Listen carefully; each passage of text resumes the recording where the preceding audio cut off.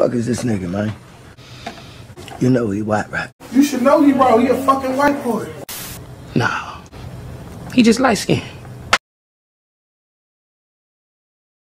What's happening, friends?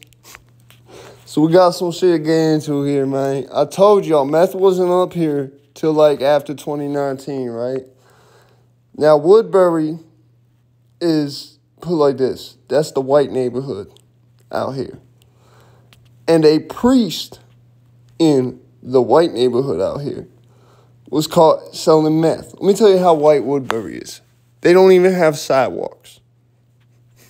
Do you understand, like, if you were to take the sticks where I used to live and compare the two, the sticks look like goddamn urban compared to Woodbury. So y'all could go ahead and get your Breaking Bad jokes in right now, because yes, he does look eerily similar, but just think of the fact, this dude is a priest, basically, in the white neighborhood, selling crystal meth, in a state where crystal meth did not exist before a few years ago, from what I've seen. You see what I'm saying? Like, put it like this. I've heard of one person in my whole life, besides my bunkie in prison, like, actually seen one, because people say anything in jail. I've actually seen one person selling meth as meth. You know what I'm saying? Every other time, if there's a suspicion that someone's selling meth, usually they're selling it as Molly. So that's why I say a suspicion of. For the longest time, it was a known fact you were not able to get meth in Connecticut. That's why my little brother who died on meth died in L.A.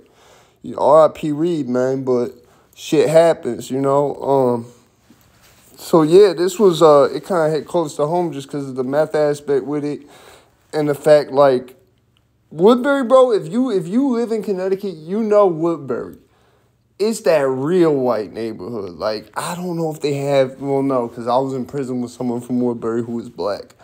But, put it like this, I wouldn't have known there were black people in Woodbury without that. You see what I'm saying? Like, Woodbury is so sticks, they do not even have plazas, really. They do, but they're like those little, like, in small town areas, like, they might have a bunch of, like, mom and pop stores, and then there might be, like, a CVS. But, like, there's not really, like, you won't have a big, like, Home Depot or nothing in that shit. You see what I'm saying? There's not even a Walmart, I'm pretty sure, in Woodbury. Because they're right next to, I think, Southbury or something that, like, they put all that shit in. Like, Southbury's kind of like the sticks. It's kind of like the same type of deal. But Woodbury's, like, put it like this. It's like multi-million-dollar homes in Woodbury. Like, so the fact that some priest, basically, you see why I say what I say about Oliver Anthony? If someone whose literal basic job is to sell you the Bible, and they're selling you crystal meth, hey man, free MK Slack. Listen, ain't nothing wrong with drugs, man. I personally think God don't care about that shit. I think if you overindulge, you have to atone for that. I think you might go to hell, and it might be treated the same way as suicide is till your tree is gone and you rebirth. But I don't think he really cares about drug use like that. I think he cares when you're selling drugs as a means of, like, facilitating shit that he wouldn't fuck with. Like, if you sell kids drugs, like, especially, like, girls drugs to get them strung out so that you could try to take advantage of them, like, God don't like that shit. God don't like shit like, he don't like when it's motivated by greed. He don't like when it's motivated by, like, you trying to be on some perverse shit with it. Like, he don't like that shit. Well, I always preach, like, you know what I'm saying, make your profit, like, make your re-up and then some, but, like, understand, like, you can never be on no greedy shit, because that's when the law gonna get you. Like, you could make it to the M's off selling shit, bro. Like, just understand the risk you taking, that you very well might go to prison. You have to understand the risk. Like, I ain't never did nothing illegal where when I'm doing it, I'm not thinking about what if I get caught. You see what I'm saying? I'm thinking about I'm not getting caught for this, but I'm understanding what if I get lit up. What if, you know what I'm saying? That's how you gotta be. You gotta know the consequences. If you out doing home invasions and you don't know you could get 10 years for that, don't be surprised when they give your ass 10 years. You should have known. I couldn't have been sissy. Mama wouldn't have fed me. Excuse me for being gangster. I'm crazy. I'm reminiscing 18 with the Chevy. I'm deadly with a tool like Freddy, not Jackson. Kruger, you smell me?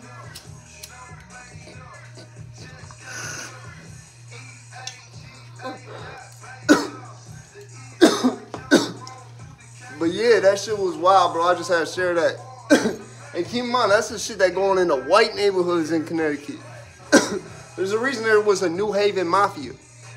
They bought my boy's house for him. They paid for my boy's house. He got 42 acres. You know what I'm saying? His stepdad got the house from a dude who was in the New Haven Mafia.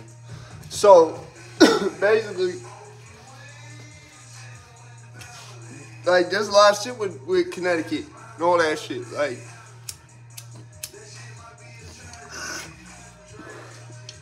Connecticut grimy, bro. Connecticut grimy. You gotta remember, like, one of the biggest heroin busts in history, bro, literally happened. My parents live in a nice neighborhood. It happened right up the road from that shit. Like, these motherfuckers had, I think they, if I remember right, it was tons or metric tons. I don't think it was metric tons, but they literally had a forklift that was seized as well because there was so much dope in this house and they were moving so much dope. Like, I used to walk by this house when I would be, like, just chilling in the area around my parents' house, skate, whatever. And, like, there'd always be someone outside smoking a cigarette. And every, like, week, there'd be a big, like, box truck pulled up to backed up to the garage door of this shit. And they'd be moving shit in and out of it. And you see that, like, 2 or 3 times a week. So it was, like, before they got raided, you could have, like, but it was, like, no one expected it. No one thought shit. Like, you see what I'm saying? So, but at the same time, I felt this is a good story because dude's a priest. Like, I always preach about believing Jesus, believing God shit. But I'm never going to be pulling out the Bible all five. Oh, we got to read from this chapter, this chapter. No, because I ain't going to force God on nobody.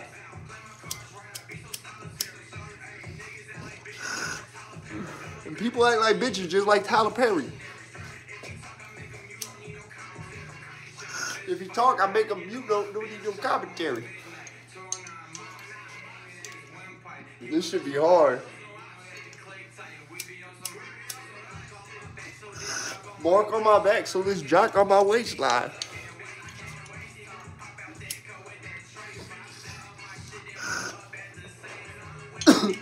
But yeah, I felt like this was a good story for me to bring up because this is expose Connecticut a little bit and like show motherfuckers what it's really like out here. Cause like even in the nicest parts, like the parts way nicer than where I live at.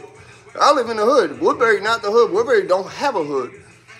That's why I said, like, till I met someone in prison who was from Woodbury, I didn't even know there were black people out there. And that's not no racist shit. Like, if you live in Connecticut, you really know the types of places I'm talking about. And I say it because, like, Scheme bring it up all the time. Because where I'm at, like, put it like this, I can't even say it used to, but to people who haven't been to where I'm at, like, because right next to Waterbury and shit, like, Waterbury was always the hood. You know what I'm saying? This shit's the hood, but, like, it's looked at, like, it's not as known as Waterbury. You see what I'm saying? And because there's these certain towns, like, the Sticks is one of these towns where, like, I swear, it's almost like they have, like, a threshold on, like, it's not, like, official, obviously, but, like, there's certain towns, bro, where it almost seems like the police have, like, a limit on the amount of black people that are allowed to live there. Or, like, the amount of people, like, because it'll affect people who's not black. Like, it's affected me before, bro. Like, Connecticut's one of the states, a lot of people don't know this. It's a blue state, but it has a very red law. Like, you know how in Florida, the police is allowed to, just because someone's been arrested by them, they can now harass that person again and again to get them to leave a certain jurisdiction if they've been arrested by that certain jurisdiction. Connecticut has the same law. I didn't know that till, like, the Sticks started doing that shit to me. And I went to complain, and my lawyer said, well, the thing is, if they get you for something, we can argue that they were harassing you, but they're legally allowed to do that because there's a statute that allows them to do that to get them to leave get you to leave a certain jurisdiction if they feel like you are a threat or a problem to that jurisdiction and they want you to leave. They can legally harass you to do that. Now, can it help your case? Yeah, but they're allowed to do that here, unfortunately. And if they're corrupt, they will take advantage of that. And so that's what wound up happening. So the thing is, if I remember right, it has to be within a certain time frame of the last arrest. So if they arrest you, saying like, I think it's within a few months, if they like arrest you, say in like July or something, right? They can keep harassing you all the way through October or some shit like that. It's like 3 or 4 months. I think it might be like 90 days. They can harass you for up to 90 days. Like just stop you, like whatever the fuck. But I know there's a time limit on it. I don't know how long it is, but there is a time limit on it. And so for someone like me, who's catching charges back to back to back to back to back, to the point where like even police, when a cop tells you you have a long rap sheet, it means you have a really long rap. So for someone like me, obviously now that 90 days keeps resetting every time I get arrested.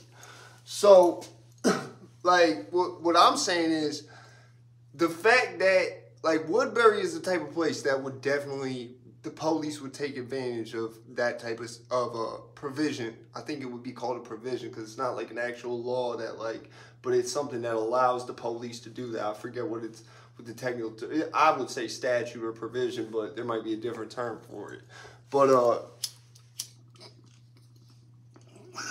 yeah, I had to do this, man, because with the combination of people not understanding the way Connecticut really is, the fact like that anyone who is involved in the underground, any type of criminal underworld of Connecticut knows how it was for like, if you were selling meth up here, bro, the bikers were gonna come kick your ass and steal your meth and you would never see it again. And you better not try that again for the longest time. And all of a sudden around 2019, that changed. So, like I said, this is just to like put Connecticut on the map a little bit, put some respect on my name, put some respect on the state. I do it. Do a big 2020 shit, big Range Rover, all that. So when it come down to it, it's like you gotta think about it. Combined with the Oliver Anthony shit, I was always saying where I was like, bro, I don't really trust people because like people on meth. You like, bro, the dude is a pre-selling meth. That's the irony of it. It's like, bro, what's like commonly, stereotypically almost associated with meth use?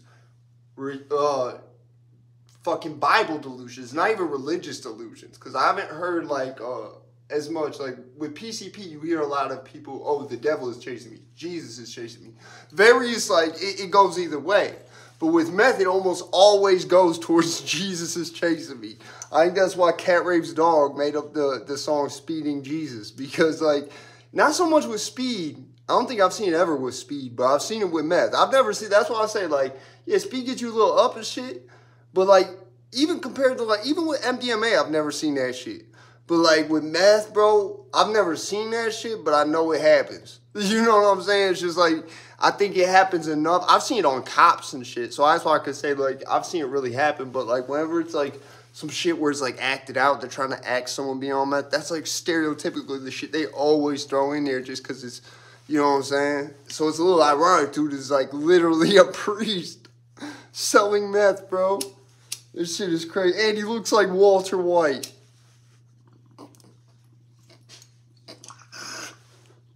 And she's in, like, one of the whitest, richest areas of Connecticut.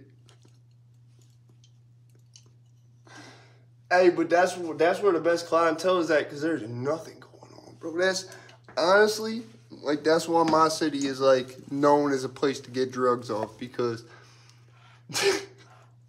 Dave Chappelle goes, I carry several guns. He's like, because I live in Ohio. He's like, and people know Ohio is native for land of poor white people. And let me tell you something about poor white people. They love fucking heroin. And, like, it's true shit. Like, bro, when you live in a town like that, like the sticks, bro, like, combined with the fact that you can't really, like certain drugs is hard to get out in the sticks. Like, you can get those drugs here. But, like, it's almost like when you go to the big cities, you get everything cheap. Then everything else is way jacked up. So, like, you could take a $30 bundle and sell it for $60. You could take, like, you know what I'm saying, a finger and sell it for $300. You know what I'm saying? Just by moving literally 40 minutes on the highway. So,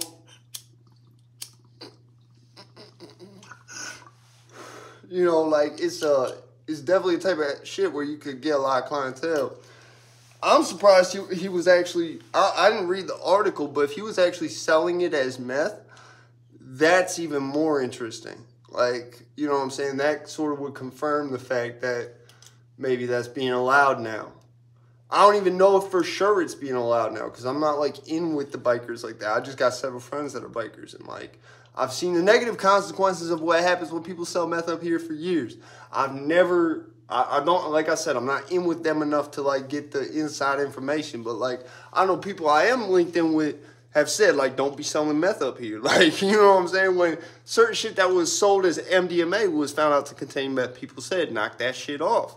Like, so I'm coming from the perspective of, like, I don't know how he was selling it, but that shit is wild. That should tell you everything you need to know about me not being wrong for saying the shit I say about Albert Anthony and pulling the Bible out every 5 minutes. Because a motherfucking priest, bro, in the whitest, like one of the whitest, richest neighborhoods out here, was selling fucking meth, bro. Out of the church. I'm out this bitch.